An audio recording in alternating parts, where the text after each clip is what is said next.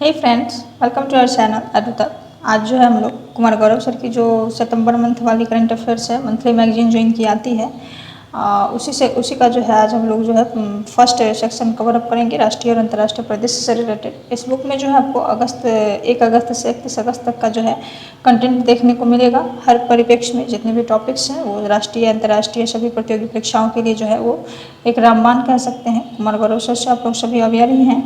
तो ये टॉपिक्स जो हैं इतने आपको कवर अप करवाए जाएंगे। राष्ट्रीय अंतर्राष्ट्रीय परिदृश्य, आर्थिक एवं खेल परिदृश्य, विज्ञान प्रौद्योगिकी एवं पर्यावरण, पुरस्कार एवं सम्मान, नियुक्तियाँ, चर्चित व्यक्तित्व, दिवस एवं सूचकांक, योजना, मिशन, पोर्टल ऐप। तो प्रतिदिन फूल पत्ती वाली जो क्लास पर आधारित प्रश्न है वो भी इसमें जो है इस बुक में जो है वो दिया गया है, उसको भी मैं कवर अप करवाऊंगी। तो ये पूरी बुक जो है वो अपलोड की जाएगी और ये बुक जो है वो फ्रेंड्स सितंबर मंथ की है। इसके बाद जस्ट जो है इस बुक के ख़त्म होते ही 2-3 वीडियो में मैं इसको ख़त्म करके 2-3 दिन के बाद ही जो मैं अक्टूबर मंथ की भी डालूंगी, जिसमें जो आपको है पूरा सितंबर मंथ का जो है वो करंट अफेयर्स देखने को मिलने वाला है। और हाँ फ्रेंड्स, इस बार जो है वो थोड़ा सा डिले हो गया है, कुछ ज़्यादा ही इस बार हो गया है, पिछले 14-15 दिन का गैप हो गया है। तो इसके लिए सॉरी, क्योंकि थोड़ा सा मुझे इस बार जो है कॉलेज वगैरह का चक्कर लगाना पड़ रहा था, जिसकी वजह से थोड़ा सा वीडियो जिस बार लेट आ गए हो रहे हैं। बाकी आज से जो है वो टाइम टू टाइम आने वाले हैं वीडियो। अब जो है वो समय पे सारा वीडियो आप लोगों को देखने को मिलेगा, तो उसके लिए रियली वेरी सॉरी। तो आइए शुरू करते हैं बिना टाइम वेस्ट किए हुए। तो आज जो इस वीडियो में कवर अप होने वाला है ये आपका फर्स्ट सेक्शन जो है राष्ट्रीय एवं अंतर्राष्ट्रीय परिदृश्य से रिलेटेड जो सेक्शन है 3 से 10 पेज तक, इसको आज जो हम लोग इस वीडियो में कवर अप करेंगे। तो आइए फटाफट देखें क्या क्या रहा। इसमें आपका पहला है सेक्शन यूरिया गोल्ड के बारे में। तो देखिए क्या है, पीएम मोदी ने राजस्थान में अपनी यात्रा के दौरान जो है यूरिया गोल्ड नामक एक नई प्रकार की यूरिया लॉन्च की है। ये एक प्रकार की यूरिया है जिसको माननीय प्रधानमंत्री के द्वारा राजस्थान में लॉन्च किया गया है। यह सल्फर कोटेड यूरिया की एक नई किस्म है, इसलिए इसे सल्फर यूरिया भी कहते हैं। इसके इस्तेमाल में से जो है खेतों में कम खाद देने पड़ेंगे और फसल की क्वालिटी भी जो है वो बढ़ेगी। तो कम खाद की उपयोगिता होगी और फसल की क्वालिटी भी जो है ज़्यादा बढ़ जाएगी। इसको जो है यूरिया गोल्ड को सल्फर कोटेड यूरिया भी कहा जाता है, सल्फर यूरिया भी इसका नाम है। इसमें जो है इससे जो है मिट्टी में सल्फर की कमी नहीं रहेगी। इस समय ये urea Rashtriya chemicals and fertilizer limited RCF company द्वारा बनाया जा रहा है। तो इससे रिलेटेड इतनी न्यूज़ थे, आप लोगों ने देखा। आइए देखें नेक्स्ट क्या है आपका। भारत का पहला फ्लोटिंग स्टोर। अमेजन इंडिया ने कश्मीर के श्रीनगर में डल झील पर अपने पहले फ्लोटिंग स्टोर का जो है उद्घाटन किया है। फिर से सुनिए, अमेजन इंडिया ने जो है कश्मीर के श्रीनगर में जो डल झील है उस पर अपना पहला फ्लोटिंग स्टोर का जो है वो उद्घाटन किया है। स्टोर अमेजन इंडिया अपनी कंपनी के I have space delivery programme का हिस्सा है। कौन सी प्रोग्राम है? I have space delivery programme का ये एक हिस्सा है। यह प्रोग्राम उन्हें स्थानीय दुकानों और भागीदारों का उपयोग करके दूर दराज के स्थानों में ग्राहकों तक पैकेज पहुंचाने में मदद करता है। I have space delivery programme Amazon India ने 2015 में जो है वो लॉन्च किया था। आइए फिर नेक्स्ट देखें क्या है। Divine light house. Divine light house के बारे में देखिए। राष्ट्रपति द्रौपदी मुर्मू ने जो है ओडिशा की राजधानी के पास दशाबतिया तमांडो में प्रजापति ब्रह्मा कुमारी ईश्वरीय विश्वविद्यालय में जो है डिवाइन लाइट हाउस की आधारशिला रखी है। कहाँ पे? राष्ट्रपति द्रौपदी मुर्मू ने जो है ओडिशा की राजधानी भुवनेश्वर के पास जो है दशाबतिया तमांडो में प्रजापति ब्रह्मा कुमारी ईश्वरीय विश्वविद्यालय में जो है डिवाइन लाइट हाउस की आधारशिला रखी है। इस अवसर पर वर्ष के लिए उनकी थीम सकारात्मक परिवर्तन का वर्ष का शुभारंभ भी हुआ है। इस अवसर पर जो है वर्ष के लिए उनकी थीम सकारात्मक परिवर्तन का वर्ष का शुभारंभ भी हुआ है। डिवाइन लाइट हाउस परियोजना और सकारात्मक बदलाव पर ध्यान समाज में समग्र विकास और कल्याण को बढ़ावा देने की दिशा में महत्वपूर्ण कदम है। आइए अब हम लोग नेक्स्ट देखें क्या है। भारत का पहला हाइड्रोजन ईंधन उद्योग झारखंड। भारत का पहला हाइड्रोजन ईंधन उद्योग झारखंड। 29 जुलाई 2023 को जो है झारखंड के मुख्यमंत्री हेमंत सोरेन ने राज्य के जमशेदपुर में 350 करोड़ रुपये से अधिक के निवेश से भारत के पहले हाइड्रोजन ईंधन उद्योग की स्थापना को मंजूरी दी है। इस संबंध में मुख्यमंत्री ने जो है TCPL green energy solutions private limited को जो टाटा मोटर्स और कमिंस इंक का उद्यम है के संयुक्त तत्वावधान में जमशेदपुर पूर्वी सिंहभूम में हाइड्रोजन आंतरिक दहन ईंधन अज्ञावादी engine advance chemistry battery H2 ईंधन सेल के विकास के लिए समझौता किया है। फिर आइए नेक्स्ट टॉपिक क्या है। इसी में नेक्स्ट पॉइंट। इस इकाई की प्रस्तावित क्षमता जो है 4000 प्लस हाइड्रोजन IC इंजन या ईंधन एग्नोस्टिक इंजन और 10,000 प्लस जो है बैटरी प्रणाली है, जिसके लिए जो है प्रस्तावित निवेश 350.28 करोड़ रुपये है। फिर आइए हम लोग देखें नेक्स्ट क्या है टॉपिक आपका, इंडिया स्टेक समझौता। भारत के इलेक्ट्रॉनिक्स एवं सूचना प्रौद्योगिकी मंत्रालय और पपुआ न्यू गिनी के सूचना एवं संचार प्रौद्योगिकी मंत्रालय ने इंडिया स्टेक को साझा करने के लिए एक समझौता ज्ञापन पर हस्ताक्षर किया है। यह MOU व्यापक स्तर पर पहचान, डेटा और भुगतान सेवाओं का समर्थन करने के लिए जो है इंडिया स्टेक साझा करने की सुविधा प्रदान करता है। इससे पहले जून 2023 में भारत ने 4 देशों अर्मेनिया, सियरा लियोन, सूरीनाम और एंटीगुआ तथा बारमूडा के साथ जो है इंडिया स्टेक साझा करने के लिए समझौता ज्ञापन पर हस्ताक्षर किए थे। फिर आइए आपका नेक्स्ट टॉपिक देखिए क्या है, resource efficiency circular economy industry coalition. Resource efficiency circular economy industry coalition Bharat के G20 प्रेसिडेंसी के साथ केंद्रीय मंत्री भूपेंद्र यादव ने चेन्नई में चौथे पर्यावरण और जलवायु स्थिरता कार्य समूह और पर्यावरण और जलवायु मंत्रियों की बैठक में resource efficiency circular economy industry coalition को जो है की शुरुआत की है। यह कॉलिशन जो है जब विश्व भर में संसाधन दक्षता और सर्कुलर इकोनॉमी के अभ्यास को बढ़ावा देने का उद्देश्य रखता है। RECEIC में 11 अलग अलग देशों के में मुख्यालय स्थित 39 कंपनियां शामिल हैं जो विभिन्न प्रकार के व्यापारों का प्रतिनिधित्व करती है। यह कॉलिशन 3 मार्गदर्शक सिद्धांतों पर काम करता है, प्रभाव के लिए साझेदारी, प्रौद्योगिकी सहयोग और मापदंड बढ़ाने के लिए वित्त संसाधन दक्षता और सर्कुलर इकोनॉमी के अभ्यास को सुगम बनाना। तो आप लोगों ने देख लिया क्या है इसका उद्देश्य। फिर आइए नेक्स्ट हम लोग देखें क्या है, जडेरी नमकट्टी चेदी बट्टा साड़ी को GI टैग। फिर से सुनिए क्या क्या है नाम, जडेरी नमकट्टी चेदी बुट्टा साड़ी को GI टैग। तमिलनाडु के 3 प्रसिद्ध उत्पादों जडेरी नमकट्टी, कन्याकुमारी मैटिकेला और चेदी बुट्टा साड़ी को चेन्नई में भौगोलिक संकेत रजिस्ट्री द्वारा GI टैग दिया गया है। इसके साथ ही तमिलनाडु 58 टैग के साथ GI चार्ट में शीर्ष पर है, GI चार्ट में जो है वो शीर्ष पे है।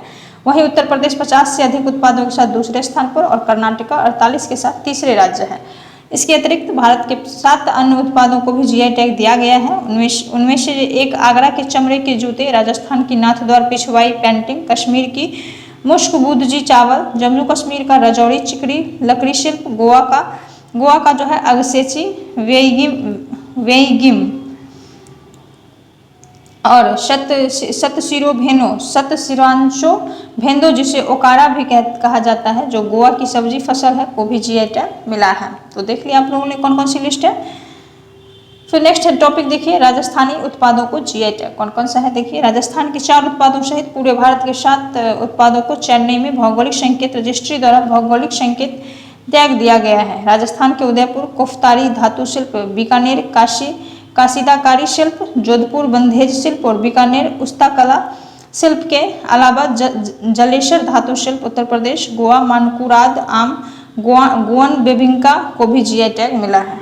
तो फिर से देखिए क्या क्या है, राजस्थान के 4 उत्पादों को मिला है, जिसमें देखिए क्या क्या है आपका, उदयपुर कोफ्तगारी धातु शिल्प, दूसरा आपका है बीकानेर काशीदाकारी शिल्प, तीसरा है जोधपुर बंधेज शिल्प और चौथा आपका हो जाएगा बीकानेर उस्ता कला शिल्प के अलावा 4 जो है ये आपका राजस्थान का है। उसके बाद अलावा देखिए तो जलेसर धातु शिल्प जो उत्तर प्रदेश की है, गोवा मानुकुराद आम जो गोवा की है, गोवन बेम्बिंका और को भी जो है वो GI टैग मिला है। गोवा मानकुराद आम गोवन बेबिंका जी वो गरीब नाम है को GI टैग जो है वो दिया गया है। तो आप लोगों ने देख लिया। फिर आइए हम लोग नेक्स्ट देखें क्या है आपका, मोबाइल कंपोनेंट विनिर्माण सुविधा।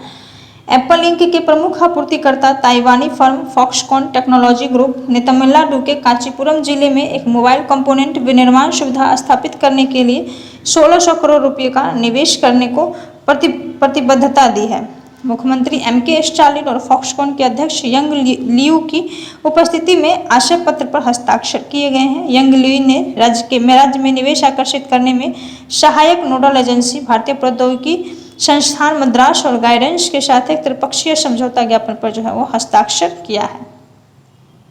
आइए नेक्स्ट टॉपिक अब देखें क्या है आपका, चैटबॉट जस्ट आस्क खुल के पूछो, चैटबॉट जस्ट आस्क खुल के पूछो। मध्य प्रदेश सरकार और संयुक्त राष्ट्र जनसंख्या कोष ने किशोरों और युवाओं वयस्कों के बीच सामाजिक मुद्दों और यौन व प्रजनन स्वास्थ्य और अधिकारों को पर सटीक और सुलभ जानकारी उपलब्ध कराने के लिए एक आर्टिफिशियल इंटेलिजेंस सक्षम चैटबॉट जस्ट आस्क खुल के पूछो लॉन्च किया है। इनके द्वारा लॉन्च किया गया है, मध्य प्रदेश सरकार के द्वारा जो है किसके लिए, संयुक्त राष्ट्र मध्य प्रदेश सरकार और संयुक्त राष्ट्र जनसंख्या कोष ने जो है दोनों मिलकर ने जो है लॉन्च किया है। किशोरों और युवा वयस्कों के बीच सामाजिक मुद्दों और यौन व प्रजनन स्वास्थ्य और अधिकारों पर सटीक और सुलभ जानकारी के लिए जो ये उपलब्ध कराया गया आर्टिफिशियल इंटेलिजेंस सक्षम चैटबॉट जिसका नाम है जस्ट आस्क खुल के पूछो। इसमें 2 महत्वाकांक्षी रोल मॉडल ध्रुव और दृष्टि शामिल है। 2 महत्वाकांक्षी रोल मॉडल ध्रुव और दृष्टि शामिल है। यह चैटबॉट एमपी के स्वास्थ्य मंत्री प्रभुराम चौधरी और यूएनएफपीए के भारत प्रतिनिधि एंड्रिया यम वोजनार द्वारा जो है वो लॉन्च किया गया था। आइए हम नेक्स्ट देखें क्या है। विश्व की सबसे बड़ी पवन टरबाइन चीन।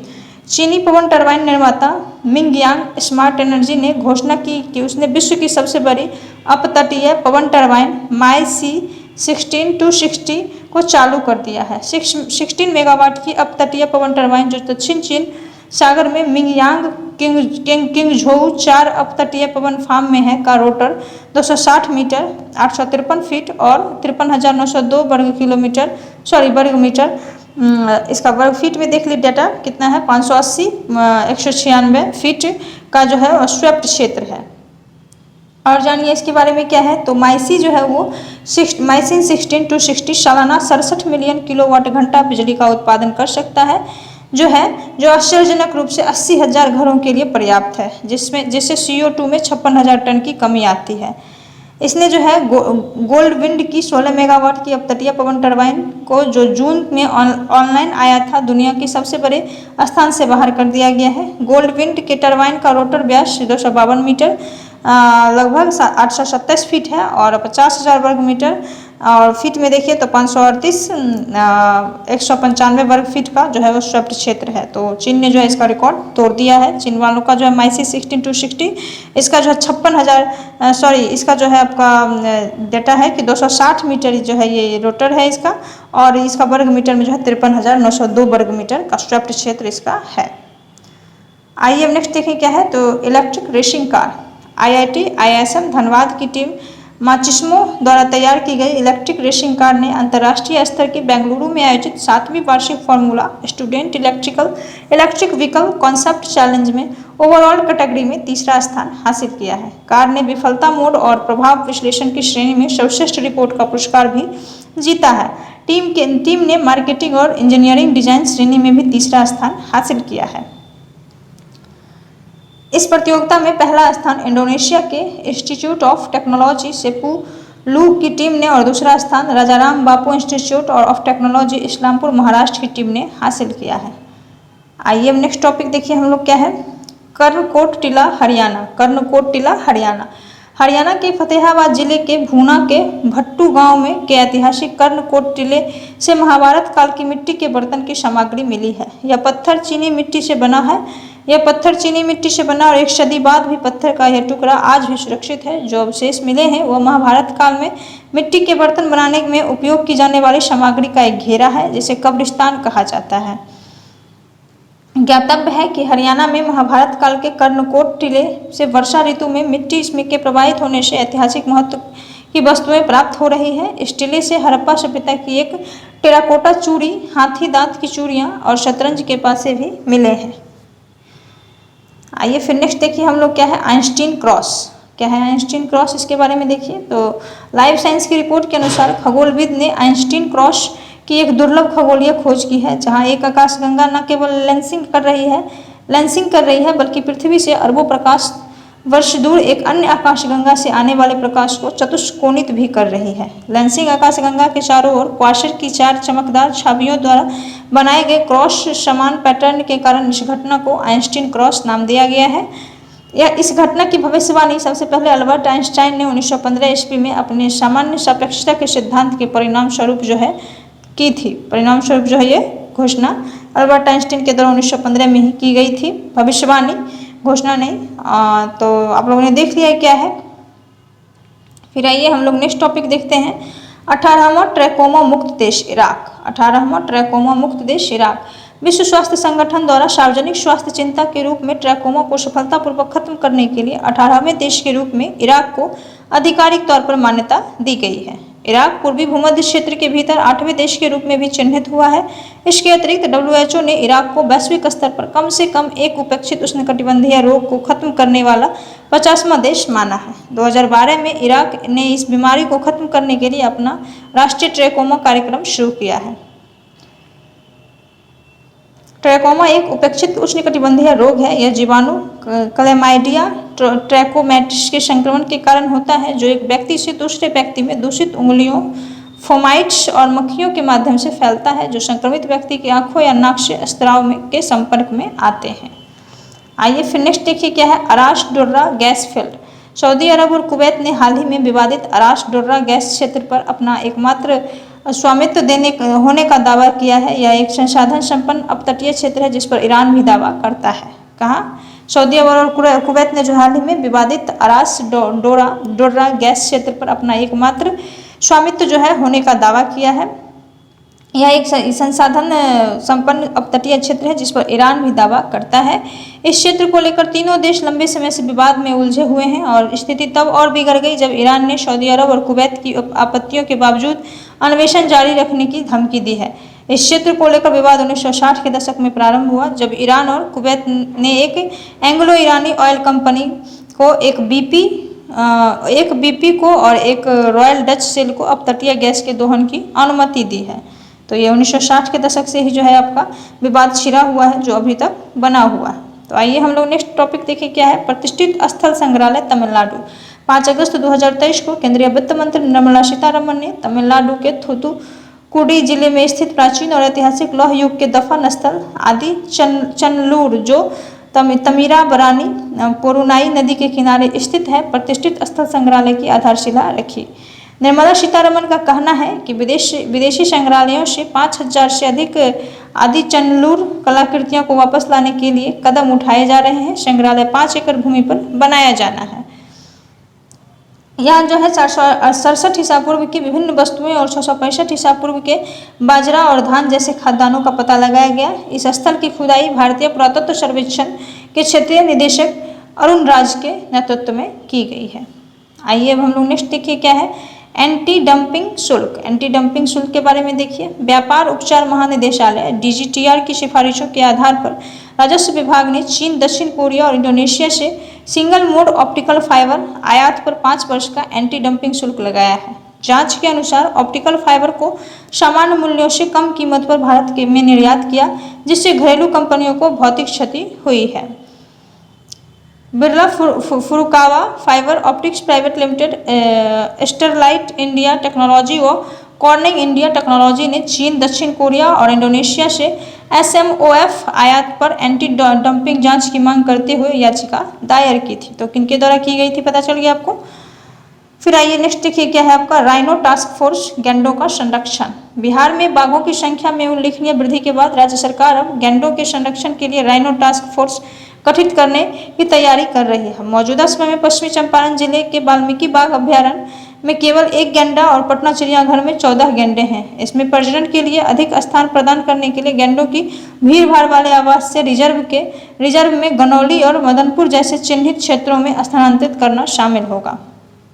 विश्व गैंडे की लगभग 75% आबादी भारत में रहती है और 93% से अधिक आबादी असम के काजीरंगा राष्ट्रीय उद्यान में रहती है। फिर देखिए नेक्स्ट आपका क्या है टॉपिक, प्रसवोत्तर अवसाद रोकथाम गोली जुर्जुवे। प्रसवोत्तर अवसाद रोकथाम गोली जुर्जुवे। संयुक्त राज्य अमेरिका के खाद्य और औषधि प्रशासन ने विश्व की पहली बच्चे के जन्म के बाद गंभीर अवसाद के इलाज के लिए एक गोली जुर्जुवे जिसे जुरानोलोन को मंजूरी दी है। यह एक ऐसी स्थिति है जो प्रत्येक वर्ष अमेरिका में 4 लाख नई माताओं को प्रभावित करती है। गोली 14 दिनों तक जो है 14 दिनों तक दिन में एक बार ली जाती है। नई गोली सेज थेराप्यूटिक्स की है जिसमें एक ऐसी ही दवा शामिल है जो एक चिकित्सा सुविधा में 3 दिनों तक अंतःशिरा के रूप में दी जाती है। देख लिया आप लोगों ने। अब नेक्स्ट देखिए आपका क्या है 77वां स्वतंत्रता दिवस, इसके बारे में देखिए। 15 अगस्त 2023 को प्रधानमंत्री नरेंद्र मोदी ने 77वें स्वतंत्रता दिवस पर ऐतिहासिक लाल किले की प्राचीर पर राष्ट्रीय ध्वजारोहण किया। इस वर्ष स्वतंत्रता दिवस पर 2 वर्ष तक चला आज़ादी का अमृत महोत्सव संपन्न हो गया। इसे प्रधानमंत्री नरेंद्र मोदी ने 12 मार्च 2021 को गुजरात में अहमदाबाद के साबरमती आश्रम से शुरू किया था। इससे पहले उपराष्ट्रपति जगदीप धनखड़ ने दिल्ली के प्रगति मैदान में हर घर तिरंगा मोटरसाइकिल रैली का शुभारंभ किया। हर घर तिरंगा मोटरसाइकिल रैली का शुभारंभ किया। इसके अतिरिक्त प्रधानमंत्री नरेंद्र मोदी ने विभाजन के दौरान अपनी जान गंवाने वाले लोगों की याद में 14 अगस्त 2023 को विभाजन विभीषिका स्मृति दिवस मनाया। प्रधानमंत्री नरेंद्र मोदी से रिलेटेड और भी जानकारी लीजिए क्या क्या है। तो प्रधानमंत्री नरेंद्र मोदी ने 77वें स्वतंत्रता दिवस पर ऐतिहासिक लाल किले की प्राचीर से लगातार 10 बार राष्ट्रीय ध्वज फहराने का रिकॉर्ड बनाया। पीएम मोदी ने अपने पूर्ववर्ती मनमोहन सिंह के रिकॉर्ड की बराबरी की। पीएम मोदी सबसे अधिक तिरंगा फहराने वाले तीसरे पीएम भी बने। भारत ने अब तक 15 पीएम देखे हैं। इन 15 प्रधानमंत्रियों में से 13 ने लाल किले पर राष्ट्रीय ध्वज फहराया है, जो 2 प्रधानमंत्री गुलजारीलाल नंदा और चंद्रशेखर को स्वतंत्रता दिवस पर तिरंगा फहराने का मौका नहीं मिला। लगातार 17 बार सबसे ज्यादा बार झंडा फहराने का रिकॉर्ड पहले पीएम जवाहरलाल नेहरू के नाम है। दूसरा रिकॉर्ड पीएम इंदिरा गांधी के नाम है। 16 बार सबसे ज्यादा राष्ट्रीय ध्वज फहराने का है। फिर आइए नेक्स्ट देखिए क्या है अमेजन सहयोग संधि। अमेजन सहयोग संधि, इसके बारे में देखिए क्या क्या है। 8 अगस्त 2023 को 8 दक्षिण अमेरिकी देशों ने अमेजन की रक्षा के लिए ब्राजील के बेलेम में आयोजित एक शिखर सम्मेलन में एक गठबंधन अमेजन सहयोग संधि संगठन शुरू करने पर सहमत हुए हैं। Bolivia, Brazil, Colombia, Ecuador, Guyana, Peru, Suriname और वेनेजुएला ने अमेजन की सुरक्षा के लिए अमेजन नदी के मुहाने पर बेलेम में घोषणा पत्र पर हस्ताक्षर किए हैं। अमेजन सहयोग संधि संगठन एसीटीओ के से सतत विकास को बढ़ावा देने, वनों की कटाई को समाप्त करने के लिए लगभग 10,000 शब्दों का रोड मैप तैयार किया गया है। आइए नेक्स्ट देखिए क्या है आपका climate service Copernicus. Climate service Copernicus European union की क्लाइमेट सर्विस कोपरनिकस द्वारा पृथ्वी पर अब तक का सबसे गर्म महीना जुलाई 2023 दर्ज किया गया है। यह महीना 1921 से 2020 के जुलाई के औसत से 0.72 डिग्री सेल्सियस अधिक गर्म था और पिछले सबसे गर्म महीने जुलाई 2019 की तुलना में 0.33 डिग्री सेल्सियस अधिक गर्म था। आंकड़ों के अनुसार 30 जुलाई को महासागरों की सतह का तापमान बढ़कर 20.96 डिग्री सेल्सियस हो गया। पिछला रिकॉर्ड मार्च 2016 में 20.95 डिग्री सेल्सियस का था। वर्ष 2023 में जो है वर्तमान में रिकॉर्ड तीसरा सबसे गर्म वर्ष है। जुलाई में तापमान पूर्व औद्योगिक स्तर पर से 1.5 डिग्री सेल्सियस ऊपर पहुंच गया। वर्ष 2023 वर्तमान में रिकॉर्ड तीसरा सबसे गर्म वर्ष है। जुलाई में तापमान जो है पूर्व औद्योगिक स्तर से 1.5 डिग्री सेल्सियस ऊपर पहुंच गया। आइए फिर नेक्स्ट टॉपिक देखिए क्या है गुड मैन्युफैक्चरिंग प्रैक्टिस। भारत सरकार ने सभी फार्मास्यूटिकल कंपनियों को अपनी प्रक्रियाओं को वैश्विक मानकों के अनुरूप लाते हुए गुड मैन्युफैक्चरिंग प्रैक्टिस मानक लागू करने का निर्देश दिया है। 250 करोड़ रुपये से अधिक कारोबार वाली बड़ी कंपनियों को 6 महीने के भीतर संशोधनों को लागू करने के लिए कहा गया है, जबकि 250 करोड़ रुपये से कम कारोबार वाले मध्यम तथा छोटे उद्यमों को 1 वर्ष के भीतर ऐसा करने के लिए कहा गया है। विश्व स्वास्थ्य संगठन ने जीएमपी के लिए विस्तृत दिशा निर्देश सुनिश्चित किए हैं। भारत में जीएमपी प्रणाली को पहली बार वर्ष 1988 में औषधि और प्रसाधन सामग्री नियम 1945 की अनुसूची M में शामिल किया गया है तथा इसमें आखिरी बार संशोधन जून 2005 में किया गया था। आइए अब लोग नेक्स्ट देखें क्या है तो मृदा परीक्षण डिवाइस भूविजन। क्या है मृदा परीक्षण डिवाइस भूविजन। भूविजन जिसे कृषि रास्ता मृदा परीक्षण प्रणाली के रूप में भी जाना जाता है, एक क्रांतिकारी जो है IoT आधारित स्वचालित मृदा परीक्षण और कृषि उपाय प्लेटफॉर्म है। इसे आधिकारिक तौर पर AICRP हैदराबाद में लॉन्च किया गया है। इसे संयुक्त रूप से भारतीय कृषि अनुसंधान परिषद, भारतीय चावल अनुसंधान संस्थान और कृषि तंत्र ने विकसित किया है। कृषि तंत्र ने विकसित किया है। यह किसानों और हितधारकों को उनके मोबाइल उपकरणों पर मृदा स्वास्थ्य कार्ड के माध्यम से सीधे त्वरित और सटीक परिणाम प्रदान करता है। यह प्रणाली केवल 30 मिनट में 12 प्रमुख मृदा पैरामीटर का परीक्षण निर्बाध रूप से करती है। इन पैरामीटरों में pH, विद्युत चालकता, कार्बनिक carbon, nitrogen, phosphorus, potassium, calcium, magnesium, sulphur, लोहा, जिंक और बोरोन शामिल है। तो ये 12 पैरामीटर आप लोगों ने देख लिया क्या क्या है। आइए फिर नेक्स्ट देखिए क्या है, गुरु गोरखनाथ बोर्ड राजस्थान।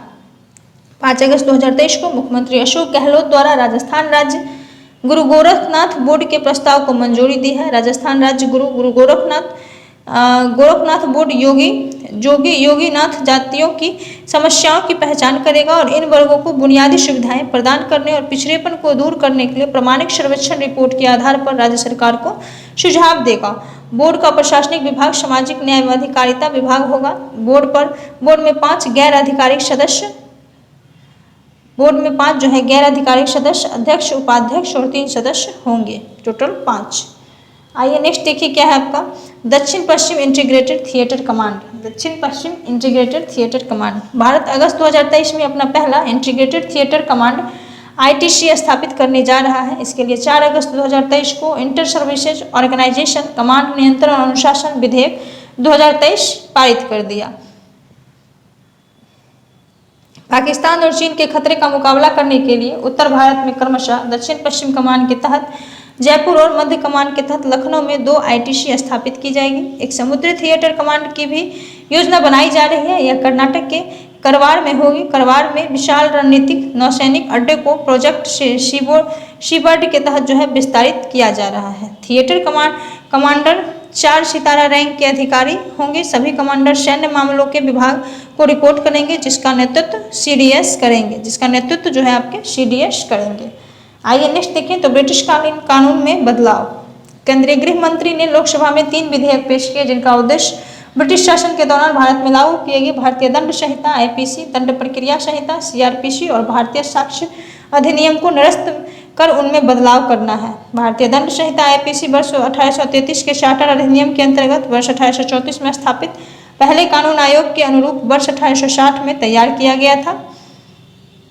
भारतीय न्याय संहिता विधेयक 2023 की मुख्य विशेषताएं, यह राजद्रोह के अपराध को निरस्त करता है। यह मॉब लिंचिंग के लिए अधिकतम सजा के रूप में मृत्युदंड का प्रावधान करता है। इसमें विवाह के झूठे वादे कर महिलाओं के साथ यौन संबंध स्थापित करने पर 10 साल की कैद का प्रस्ताव है। विधेयक में चार्जशीट दाखिल करने के लिए अधिकतम 180 दिनों की सीमा तय की गई है। भारतीय नागरिक सुरक्षा संहिता विधेयक 2023 की मुख्य विशेषताएं देखिए तो यह विधेयक यौन हिंसा से बचे लोगों के बयान की वीडियो रिकॉर्डिंग को अनिवार्य बनाता है। पुलिस को शिकायत की स्थिति के बारे में 90 दिनों में सूचित करना होगा। CRPC की धारा 41A को धारा 35 के रूप में पुनः क्रमांकित किया जाएगा। इसके तहत कम से कम पुलिस उपाधीक्षक DSP रैंक के किसी अधिकारी की पूर्व मंजूरी के बिना कोई गिरफ्तारी नहीं की जा सकती, विशेषकर ऐसे दंडनीय अपराधों के लिए जिसके 3 वर्ष की कम सजा हो अथवा अपराध 60 वर्ष से अधिक आयु वाले व्यक्ति द्वारा किया गया हो। विधेयक के लिए आवश्यक है कि पुलिस 7 वर्ष या उससे अधिक की सजा वाले मामलों को वापस लेने से पहले पीड़िता से वो परामर्श करे। यह फरार अपराधियों पर न्यायालय द्वारा उनकी अनुपस्थिति में मुकदमा चलाने और सजा सुनाने की अनुमति देता है। मृत्यु की सजा के मामले में दया याचिका राज्यपाल के पास 30 दिनों के भीतर और राष्ट्रपति के पास 60 दिनों के भीतर वो दाखिल की जानी है। तो इसका लास्ट आपका है भारतीय साक्ष्य विधेयक 2023।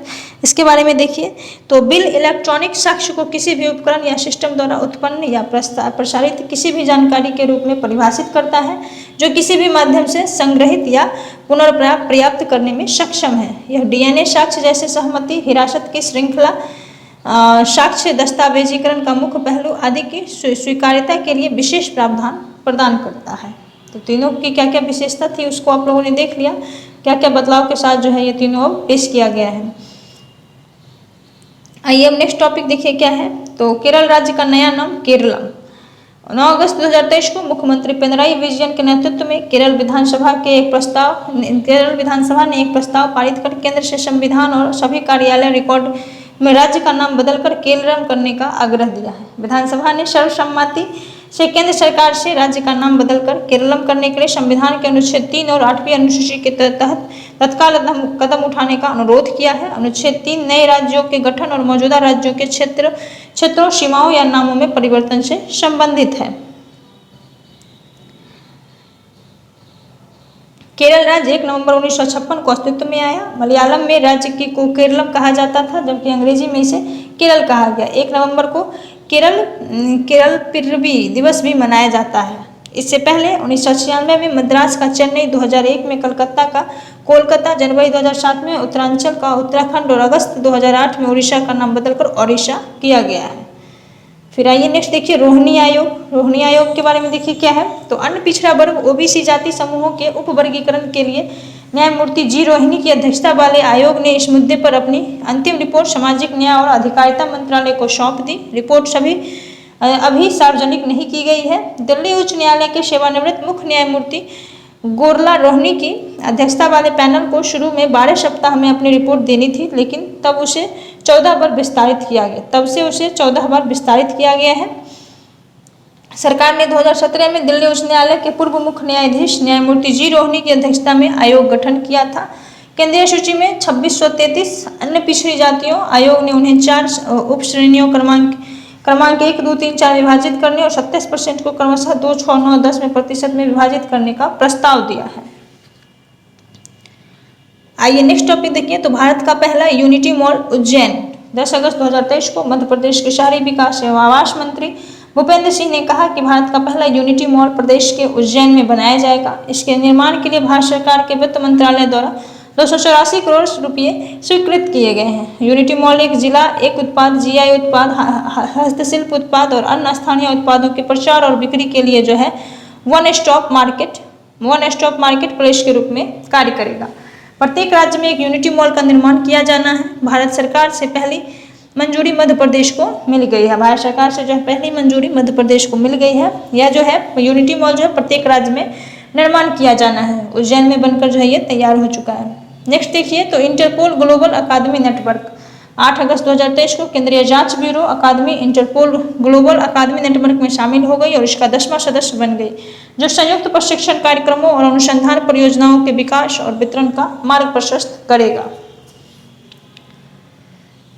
गाजियाबाद स्थित सीबीआई अकादमी अपराध जांच, अभियोजन और सतर्कता कार्यप्रणाली के क्षेत्र में एक प्रमुख प्रशिक्षण संस्थान है। 3 साल पुराने इंटरपोल ग्लोबल एकेडमी नेटवर्क का लक्ष्य कानून प्रवर्तन प्रशिक्षण के लिए वैश्विक दृष्टिकोण का नेतृत्व करने में इंटरपोल का समर्थन करना है। केंद्रीय जांच ब्यूरो अकादमी सिंगापुर स्थित Interpol global complex for innovation द्वारा आयोजित एक वर्चुअल कार्यक्रम में इंटरपोल ग्लोबल अकादमी नेटवर्क में जो है वो शामिल हुई है। आइए नेक्स्ट देखिए, तो उच्चतम पवन ऊर्जा क्षमता। नवीन और नवीकरणीय ऊर्जा मंत्रालय ने भारत की पवन ऊर्जा क्षमता के विषय में ऊर्जा क्षमता वाले प्रमुख राज्यों संबंधी तथ्य प्रस्तुत किए हैं। अप्रैल 2023 तक 42.8 गीगावाट तटीय पवन की स्थापित पवन ऊर्जा क्षमता के साथ भारत, चीन, संयुक्त राज्य अमेरिका और जर्मनी के बाद विश्व स्तर पर 4थे स्थान पर है। राष्ट्रीय पवन ऊर्जा संस्थान द्वारा किए जाने वाले पवन संसाधन मूल्यांकन से देश भर के में सतह से 120 मीटर और 150 मीटर ऊपर क्रमशः लगभग 695.5 गीगावाट और 1164 गीगावाट की अनुमानित पवन ऊर्जा क्षमता का पता चलता है। जमीनी स्तर से 120 मीटर ऊपर पवन ऊर्जा क्षमता गीगावाट में गुजरात, राजस्थान का डाटा देख लीजिए। गुजरात का 142.56, राजस्थान 127.75, कर्नाटका 124.15। 120 मीटर ऊपर पवन ऊर्जा क्षमता गीगावाट में 120 मीटर से ऊंचा जमीनी स्तर से देख लीजिए कहाँ कहाँ का है। गुजरात का, राजस्थान का, कर्नाटका का। जमीनी स्तर से 150 मीटर ऊपर पवन ऊर्जा क्षमता गीगावाट में राजस्थान का है 284.25, गुजरात 180.79 और महाराष्ट्र 173.86। नेक्स्ट टॉपिक आपका है कृषि डेटा एक्सचेंज और कृषि डेटा प्रबंधन फ्रेमवर्क। तेलंगाना के सूचना प्रौद्योगिकी और उद्योग मंत्री के तारक रामाराव ने जो है हैदराबाद में भारत का पहला कृषि डेटा एक्सचेंज और कृषि डेटा प्रबंधन फ्रेमवर्क लॉन्च किया है। कृषि डेटा एक्सचेंज को कृषि क्षेत्र के लिए एक डिजिटल सार्वजनिक बुनियादी ढांचे के रूप में विकसित किया गया और यह राज्य सरकार, विश्व आर्थिक मंच और भारतीय विज्ञान संस्थान के बीच एक सहयोग है। ADEX और ADMF दोनों उद्योग और स्टार्टअप द्वारा कृषि डेटा के उचित और कुशल उपयोग को सुनिश्चित करने के लिए सही मंच प्रदान करते हैं। नेक्स्ट टॉपिक आपका है NCERT पाठ्य पुस्तक में संशोधन। केंद्र सरकार ने नोटिफिकेशन जारी कर स्कूली सिलेबस में संशोधन करने और NCERT पाठ्य पुस्तक को विकसित करने की प्रक्रिया के अंतिम चरण की शुरुआत के लिए एक समिति बनाई है। महेश चंद्र पंत इस 19 सदस्यीय समिति के अध्यक्ष बनाए गए हैं। वे national institute of education and planning in administration के चांसलर हैं। सह अध्यक्षता प्रिंसटन यूनिवर्सिटी के प्रोफेसर मंजुल भार्गव को सौंपी गई है। इस समिति में लेखक और परोपकारी सुधा मूर्ति, प्रधानमंत्री के आर्थिक सलाहकार परिषद के अध्यक्ष विवेक देबरॉय, EAC-PM के सदस्य संजीव सान्याल, RSS विचारक चामू कृष्ण शास्त्री और गायक शंकर महादेवन शामिल हैं। इसका कार्य कक्षा 3 से 12वीं तक के छात्रों का सिलेबस तैयार करना है। इस समिति का लक्ष्य एक शैक्षिक ढांचा तैयार करना है जो सांस्कृतिक और क्षेत्रीय विविधता को अपनाते हुए समकालीन जरूरतों के अनुरूप हो।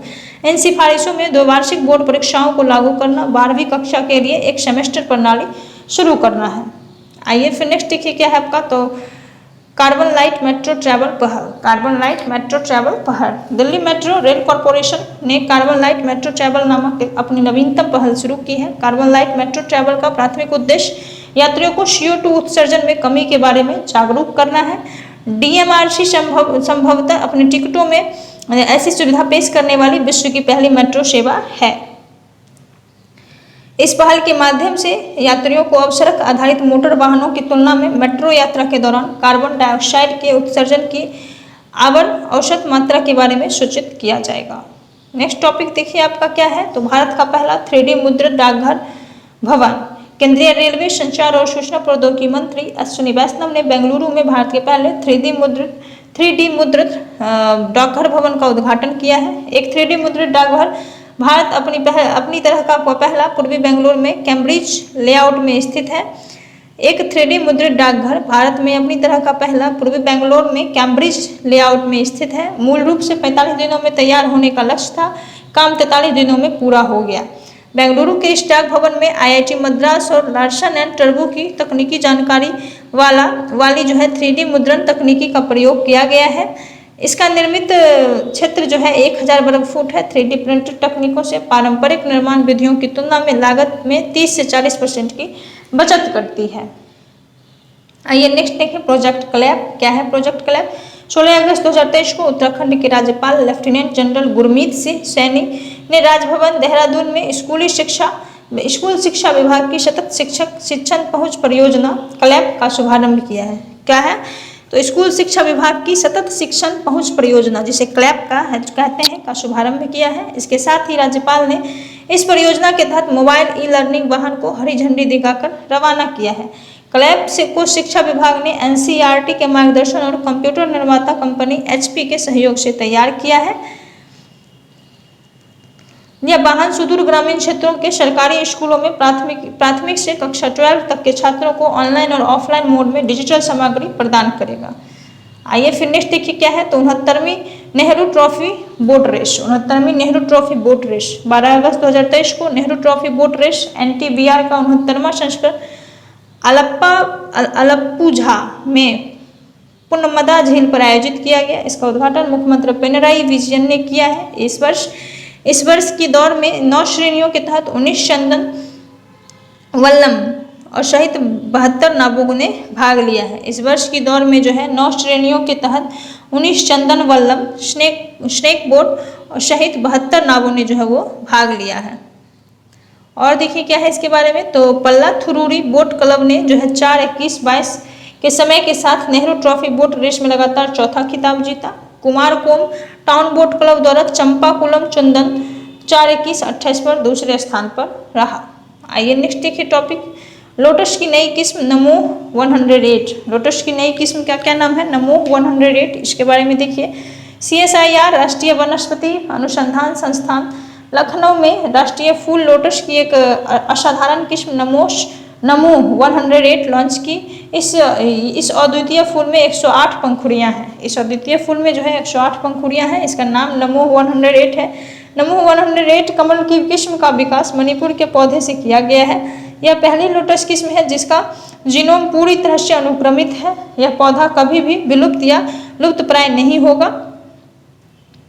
अपने समकक्षा में विपरीत नमो 108 कलम की जो कमल की किस्म मार्च से दिसंबर खिलने की क्षमता रखती है। फिर से सुनिए, अपनी समकक्षों के विपरीत नमो 108 कमल की किस्म मार्च से दिसंबर खिलने की क्षमता रखती है। कमल के रेशे से बना एक मणिपुरी शैली का कोट और कमल के पौधे से विकसित इत्र फ्रोटस भी जारी किया। इसके अतिरिक्त एलोवेरा के NBRI निहार किस्म का अनावरण किया, जो पारंपरिक एलोवेरा पौधों की तुलना में 2.5 गुना से अधिक जेल प्रदान करता है। तो एक एलोवेरा की भी नई किस्म जो है वो लॉन्च की गई, जिसका नाम NBRI निहार है। और लोटस की जो है वो नमो 108, जिसमें 108 पंखुड़ियां हैं और मार्च से दिसंबर तक जो है वो खिलेगी। नेक्स्ट देखिए, तो कावेरी जल विवाद के बारे में है। आइए देखिए, कावेरी जल विवाद एक बार फिर चर्चा के केंद्र में आ गया है, क्योंकि तमिलनाडु ने कर्नाटक द्वारा अपने जलाशय में 24,000 क्यूबिक फीट प्रति सेकेंड का प्रवाह सुनिश्चित करने में हस्तक्षेप के लिए भारत में के सर्वोच्च न्यायालय से अपील की है।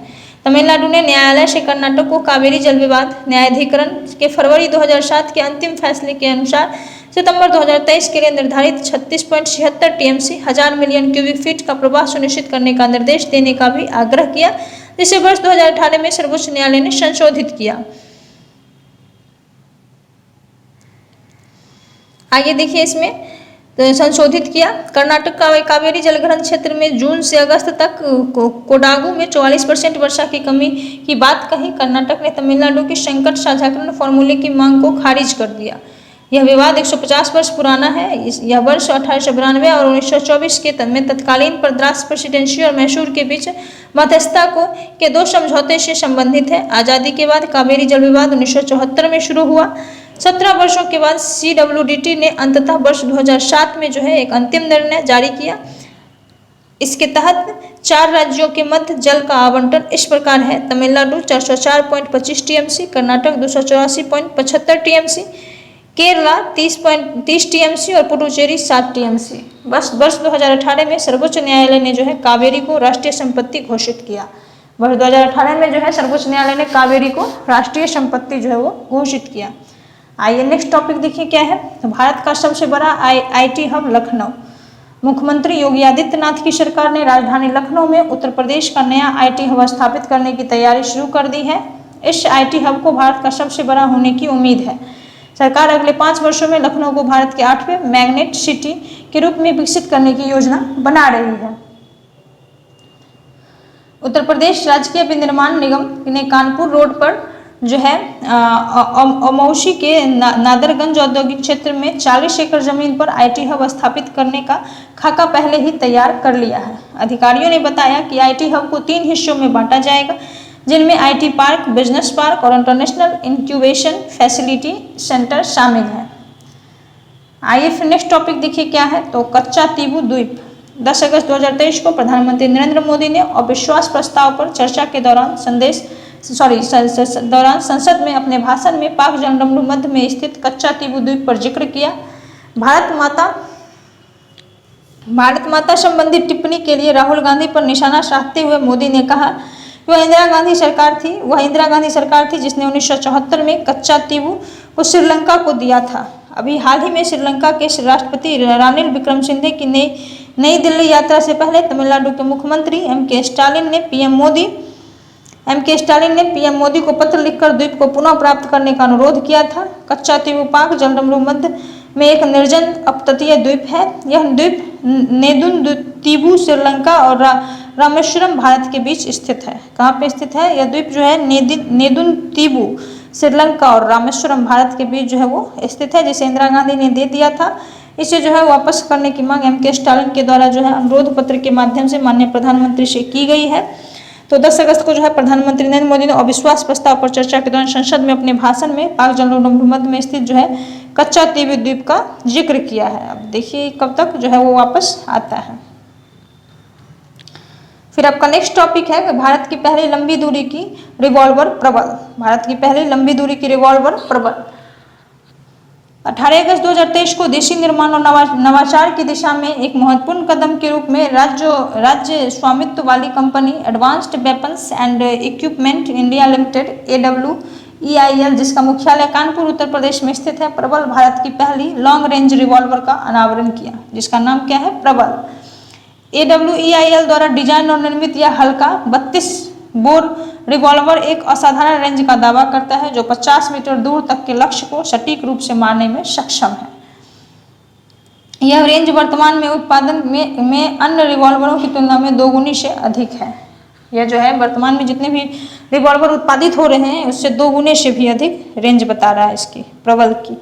भारत का पहला night street racing circuit Chennai. Bharat का पहला night street racing circuit Chennai.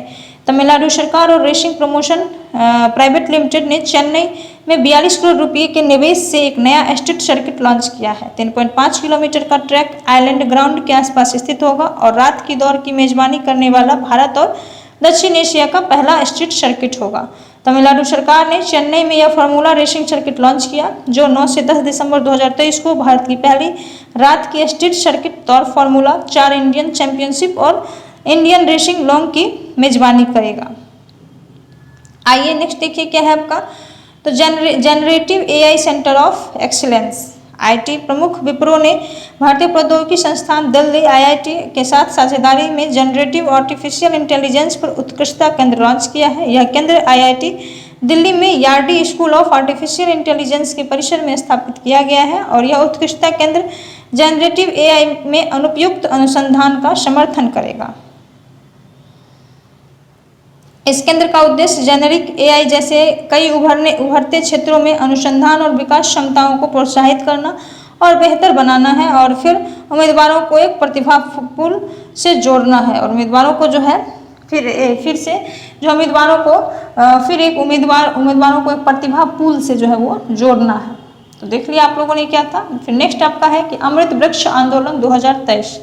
Assam सरकार ने मुख्यमंत्री हेमंत बिस्वा शर्मा के असम सरकार ने जो है मुख्यमंत्री हेमंत बिस्वा शर्मा के नेतृत्व में अमृत वृक्ष आंदोलन के नाम से एक महत्वपूर्ण प्रयास शुरू किया है। इस पहल का लक्ष्य 1 करोड़ पौधे लगाकर राज्य में हरित और अधिक टिकाऊ वातावरण को बढ़ावा देना है। असम राज्य में हरित आवरण बढ़ाने और वृक्ष अर्थव्यवस्था को बढ़ावा देने के लिए 2 अक्टूबर 2023 को गांधी जयंती पर 2 घंटे में 1 करोड़ पौधे लगाने का लक्ष्य भी रखा है। प्रतिभागियों को राज्य सरकार ने 100 रुपये, इसके अतिरिक्त 3 साल तक पौधों को जीवित रहने में सहायता के लिए 200 रुपये का पुरस्कार जो है वो दिया जाएगा। आइए फिर नेक्स्ट टॉपिक देखिए क्या है, ब्रिटिश कोलंबिया। क्या है, ब्रिटिश कोलंबिया। कनाडा सरकार ने देश के पश्चिमी ब्रिटिश कोलंबिया क्षेत्र में आपात स्थिति घोषित की है। कनाडा सरकार ने देश के पश्चिमी ब्रिटिश कोलंबिया क्षेत्र में आपात स्थिति की घोषणा की है। 19 अगस्त 2023 को वेस्ट कैलोन ब्रिटिश कोलंबिया में मैकडॉगल क्रीक जंगल में आग फैलने से और अधिक घरों को नष्ट होने की आशंका के बाद यह घोषणा की गई है। पूरे क्षेत्र में जंगल की भीषण आग का कारण जलवायु परिवर्तन, सूखा और बिजली गिरने के साथ साथ प्रकृति को नुकसान पहुंचाने वाली मानवीय गतिविधियां हैं।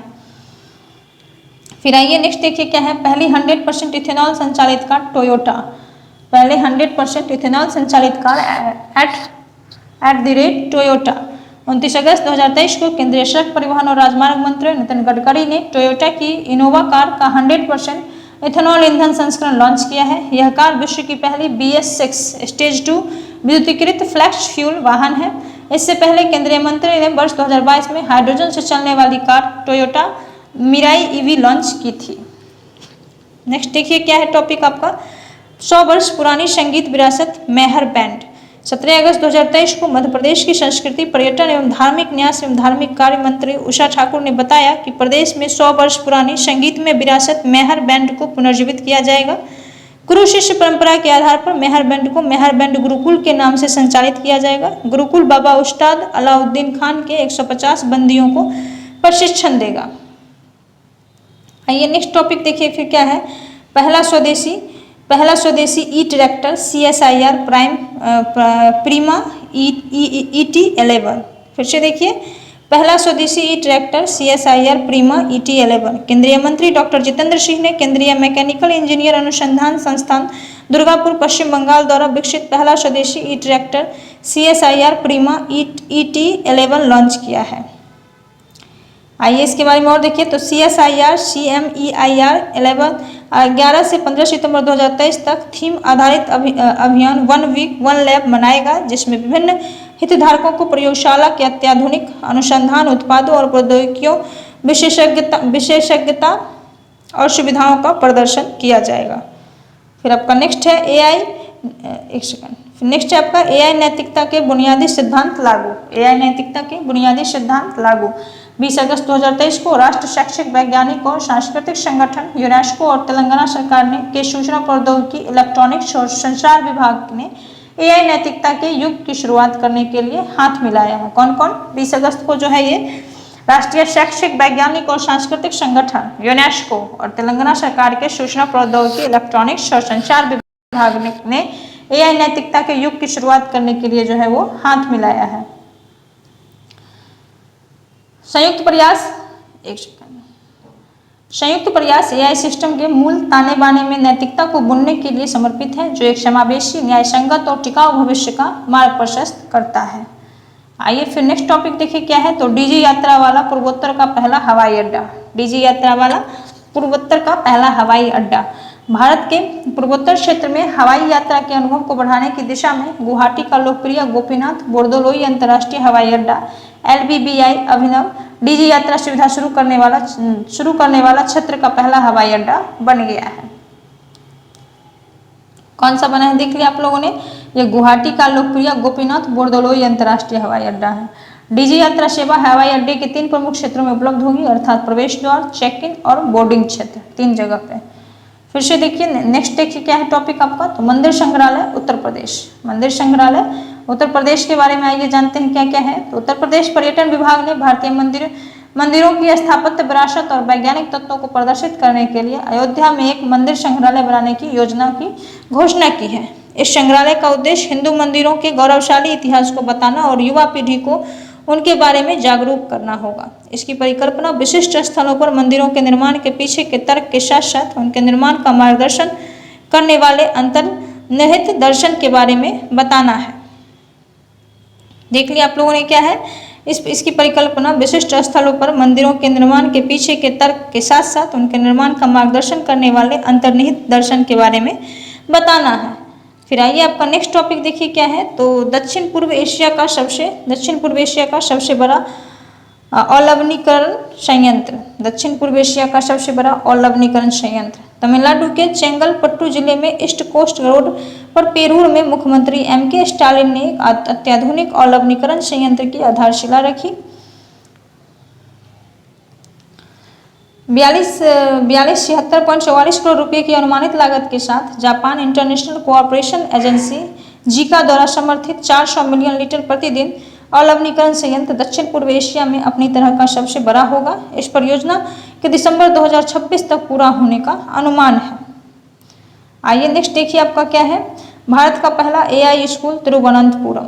भारत का पहला AI स्कूल केरल के तिरुवनंतपुरम में लॉन्च हुआ है। यह तिरुवनंतपुरम के शांतिगिरी विद्या भवन में स्थित है। इसका उद्घाटन भारत के पूर्व राष्ट्रपति रामनाथ कोविंद ने किया। शुरुआत में विद्यार्थियों के लिए जो है 8वीं से 12वीं कक्षा के लिए तैयार किया गया है। नेक्स्ट देखिए आपका क्या है, श्री हनुमान लोक। आइए इसके बारे में जाने। तो 24 अगस्त 2023 को मध्य प्रदेश के मुख्यमंत्री शिवराज सिंह चौहान ने प्रदेश में छिंदवाड़ा जिले में प्रसिद्ध हनुमान मंदिर जामसामली में श्री हनुमान लोक की भूमि का पूजन कर घोषणा की है कि श्री महाकाल लोक की तर्ज पर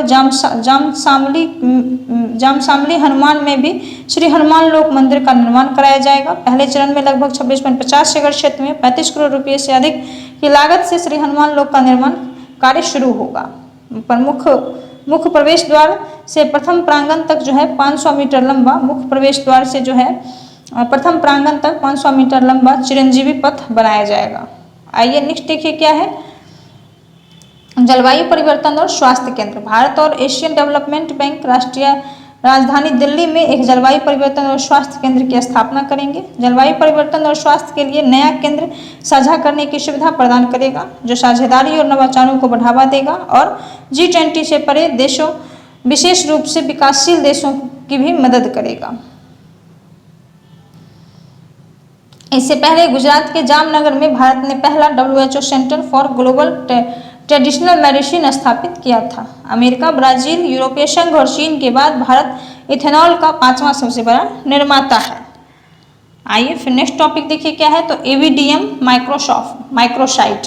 राष्ट्रीय स्वास्थ्य प्राधिकरण ने देश में आयुष्मान भारत डिजिटल मिशन को त्वरित रूप से अपनाने के लिए जो है 100 माइक्रोसाइट्स परियोजना की घोषणा की थी। 23 अगस्त 2023 को मिजोरम अपनी राजधानी आइजोल में ABDM माइक्रोसाइट संचालित करने वाला भारत का पहला राज्य बन गया है। इसके तहत क्षेत्र में निजी क्लिनिकों, छोटे अस्पतालों और प्रयोगशालाओं सहित सभी स्वास्थ्य सुविधाओं को ABDM सक्षम बनाया जाएगा और मरीजों को डिजिटल स्वास्थ्य सेवाएं प्रदान की जाएगी।